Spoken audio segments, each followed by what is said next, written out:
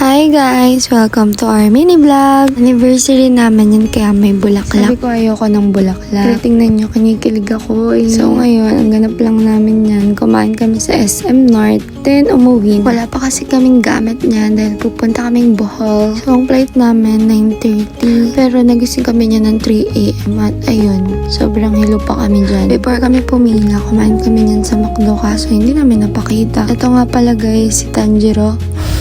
Actually, last year pa nila to planado. Joiners lang talaga ako sa mga ka-work ng boyfriend ko. Tuwing anniversary kasi namin, kakain lang kami sa labas, then bibili ng something. So ngayon, sa 12 years namin, sinikap namin talaga na out of town. So last year, nagbagyo nga kami, and ngayon, nagbohol kami. So ayan, lulain ng atin. Pero nung nakita ko yung view, grabe, sobrang ganda. First time ko talaga to. Actually, ang flight namin 9, nakarating kami na iyan ng 6. Then, 11 AM, nasa Bohol na kami. Siguro mga 11:45, nakababa na kami. So, ayun na nga. Gutom na ako. Kaso, sa Bohol pala na airport, walang mabibilan. From airport, 2 hours yung biyahe namin, papunta ng resort. So, kaysa mag-waste ng time, may nadaanan kaming 7-Eleven. Doon kami kumain.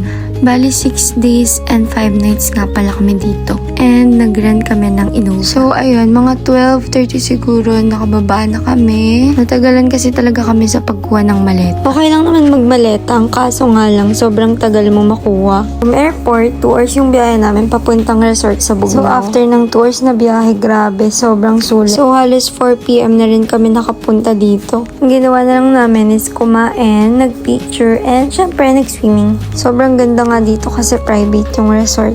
Nag-swimming kami until 10 PM. Wala nang ganong tao. Sobrang peaceful at tahimik yung dagat. After nyan, syempre natulog na kami kasi kinabukasan mag-hike na kami. Usapan yan guys, 3 AM. Ayun, nagising ng 6 AM. Actually, hindi na talaga kami tutuloy nyan kasi sobrang lakas ng ulan. Pero kasi talaga kung pupunta kayo ng Bohol, ito kasi talagang pag-hike yung pinaka-highlight ng Bohol. Para sa akin sabi ni Kuya, 20 to 30 minutes lang daw to. Yun pala sa mga athlete yon, hindi sa mga beginner na kagaya ko. So, paakyat 1 hour, pababa 1 hour. Sobrang hirap umakyat, grabe. Nasa gitna pa lang nga ako, ayoko na. After 1 hour and a half siguro, nakaakyat na rin kami. As a first timer, sobrang worth it kahit nakakapagod. Ito yung masasabi mo talagang nature trip. Shout out kay Kuya Roland na tour guide namin. Kasi sobrang galing niya pumuha ng picture. Kaya kung hindi pa kayo nakakapag-hike, subukan nyo, nakakawala ng mga stress. Char. Pero legit, kahit nakakapagod, sobrang nakaka-relax yung view. Dito, binibilisan na namin bumaba. Kasi magna-9 na at kailangan na namin mag-breakfast. 11 AM lang ata yung cut-off. So,